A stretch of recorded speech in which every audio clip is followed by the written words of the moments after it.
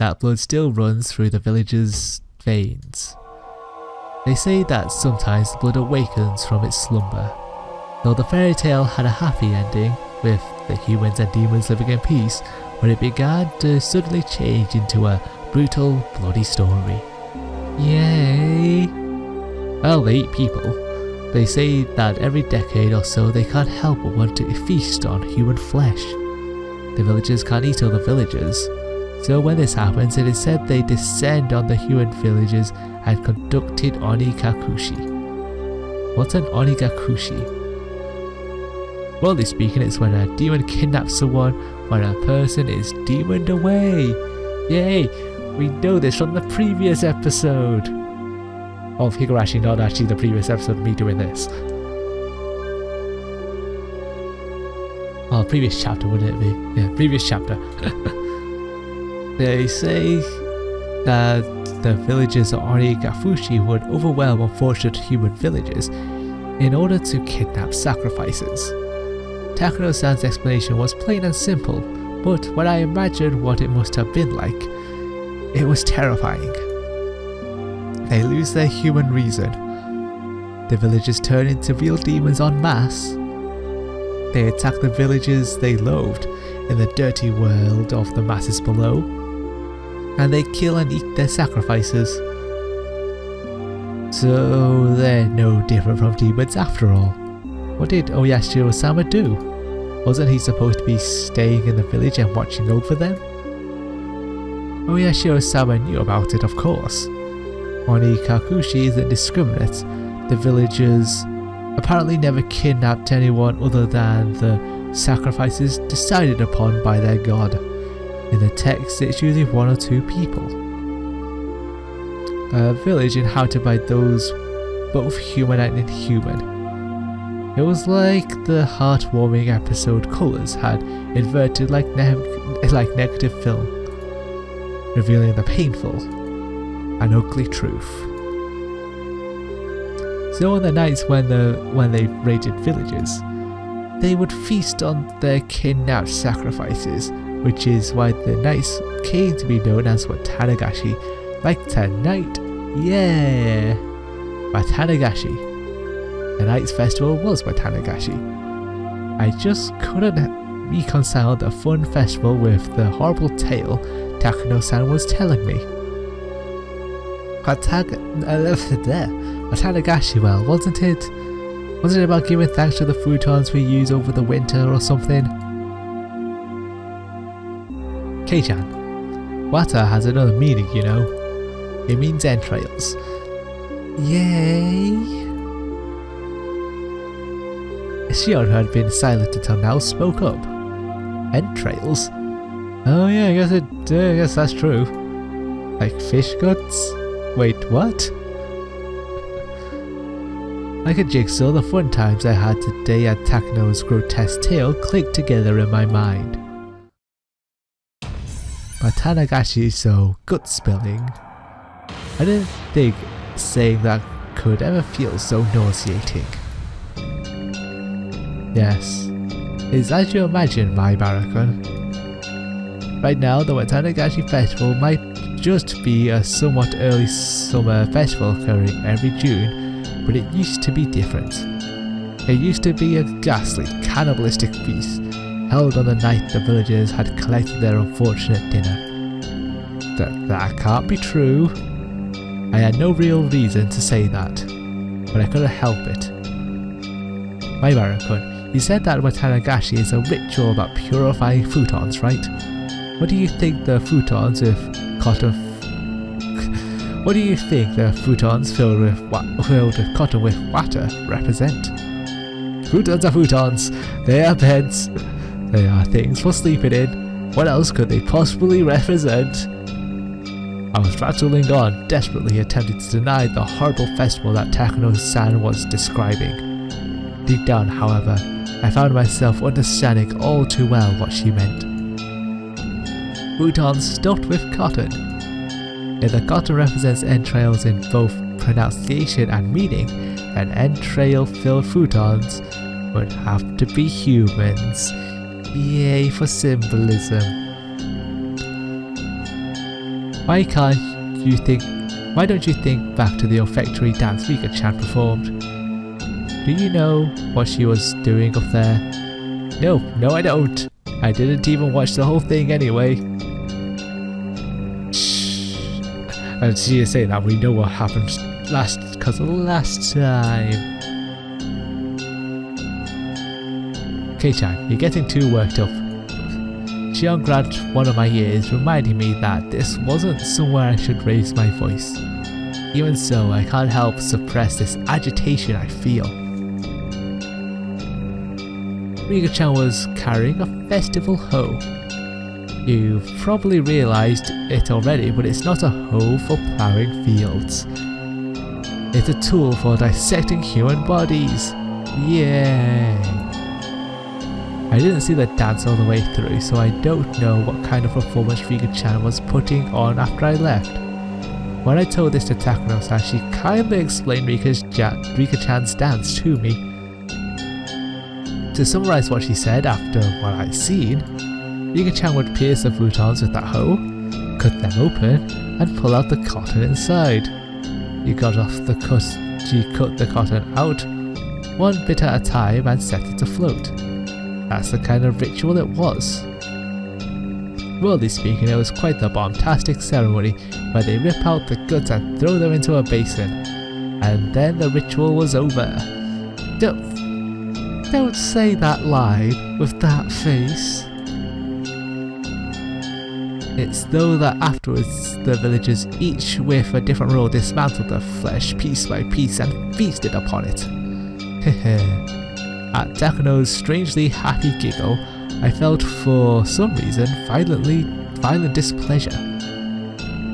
Rika-chan, every day during our lunch break, she'd take a rice pounding mallet into the schoolyard, and she'd work so hard, sweating bullets, to practice for the olfactory dance she had done today. All that effort, all that work, Takano-san disgraced it. But even though she worked so hard to practice for today, Takano-san, I think you should choose your words more carefully. Hei-chan's pretty naive, so please don't tease him so much. For a moment before I opened my mouth to express how angry I was, Shion stopped me.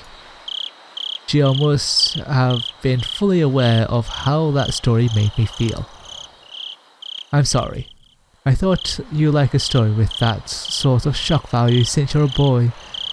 Takano spoke without a hint of malice as she smiled gracefully. But does she still have a smile during that entire segment? After hearing all that, did you figure out what kind of stuff is in this storehouse, K-chan? Look! Shion pointed out one of the walls vaguely illuminated by the lantern's light. There was. Mere moments ago, they hadn't held my interest. They were just boring looking tools lined up on the shelves.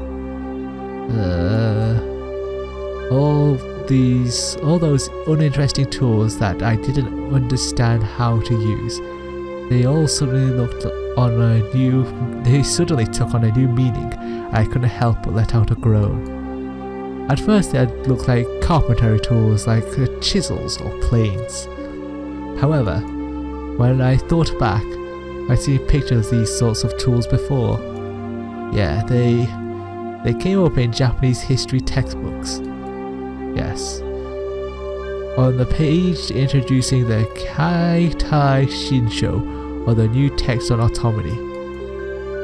All sorts of things, they were printed realistically in the literature of Germany, capital of the medical world. These aren't carpentry tools. These strangely shaped tools, they're for dissection. Everyone knows that in the Edo period they would dissect the corpse of those who had been put to death in order to gain knowledge about Western medical techniques. Illustrations of dissection tools they used at the time came up in textbook supplements. The thing hung on this wall looked exactly the same as those.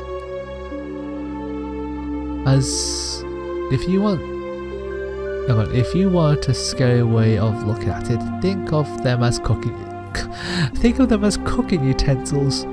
Why make us think of it that way? Takano-san holding the lantern, the only light source in the room, led us along the wall. She had the only light, so I had to walk after her whether I liked it or not.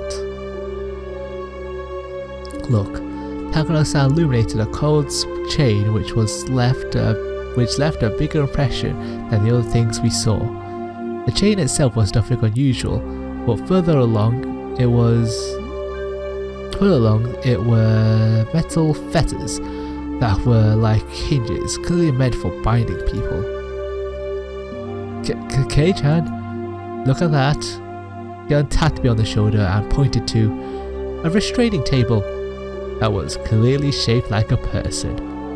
My spine froze. My blood felt like it was turning into sherbet as it crawled up my back. On each of the joints there were things like chains and iron balls attached. It was like the table was searching for its next sacrifice, ready to spread their arms wide and close them in. It's probably a chopping block. I think you'd strap the sacrifice down to prep for eating.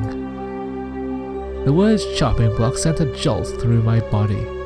When I looked more closely, there were many dark slices carved into it, as though a knife or a saw.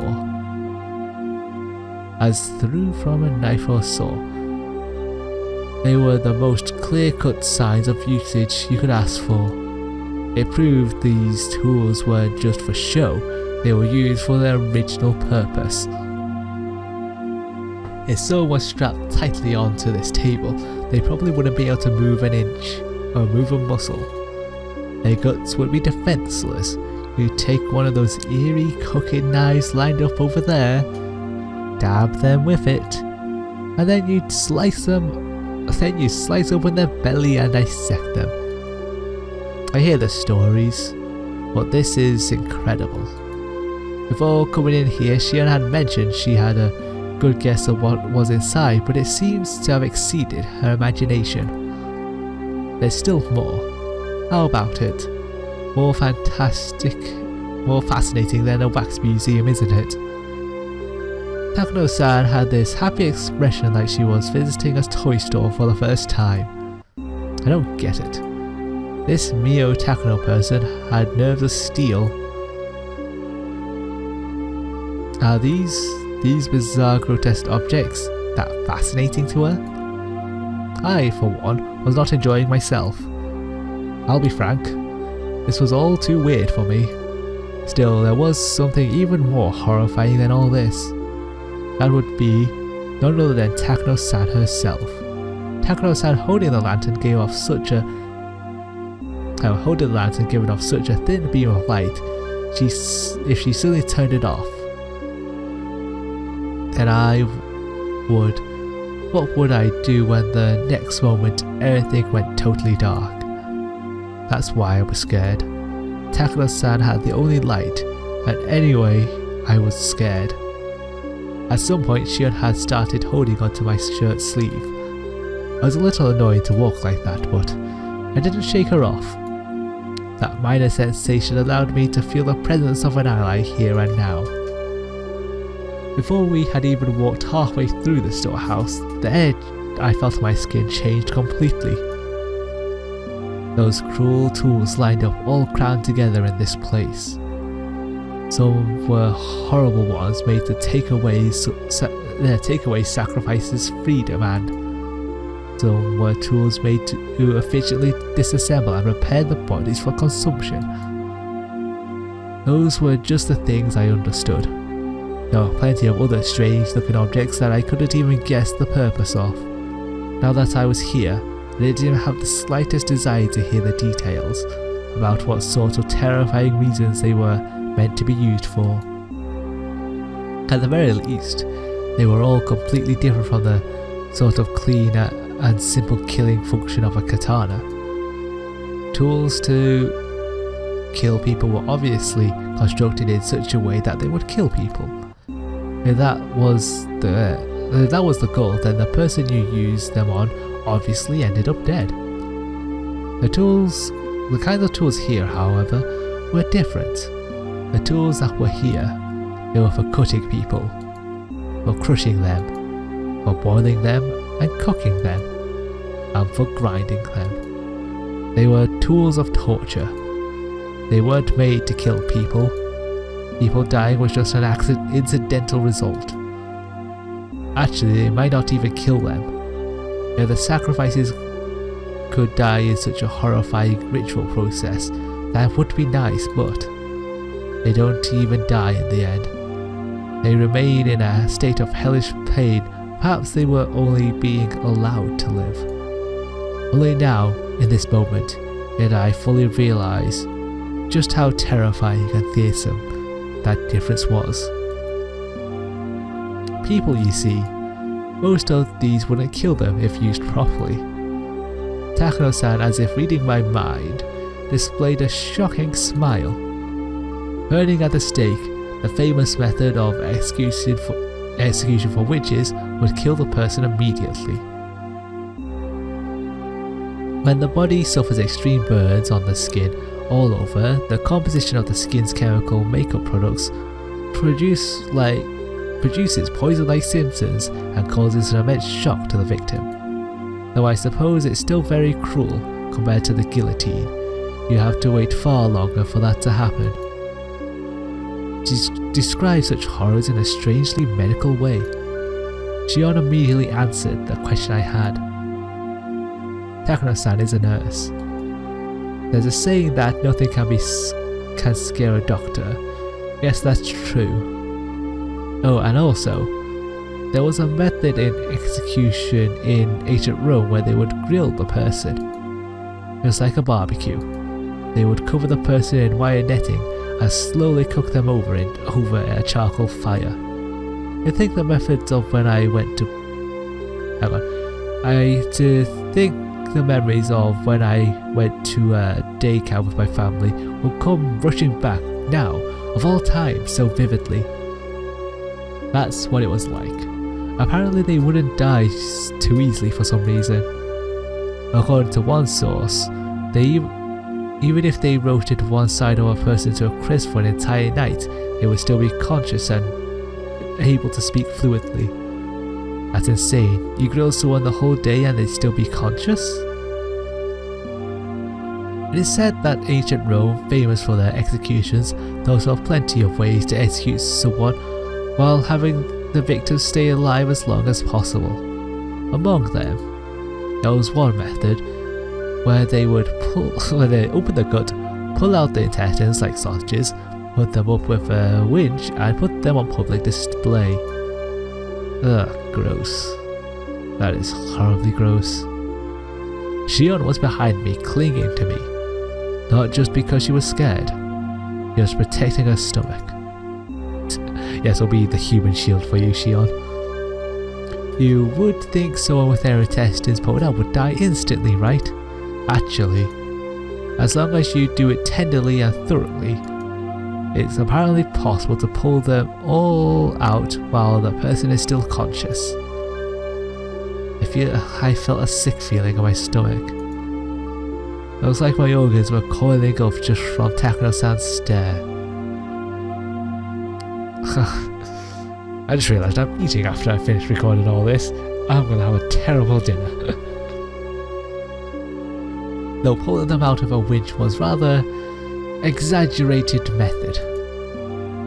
In a more barbaric way, they might slice open the gut, then cut the intestines out and throw them everywhere. It's quite imaginable that they did dreadful things like that too, isn't it? However, those being put to death are conscious. It must be far more terrifying than pain. He spoke with pleasure, as if she had come here on a sightseeing trip. I heard Shion gulping multiple times in my ears. Perhaps Hinamizawa, or rather Onigafuchi village, did something like that for the Watanagashi festival. Listen, if you try hard, can't you hear it?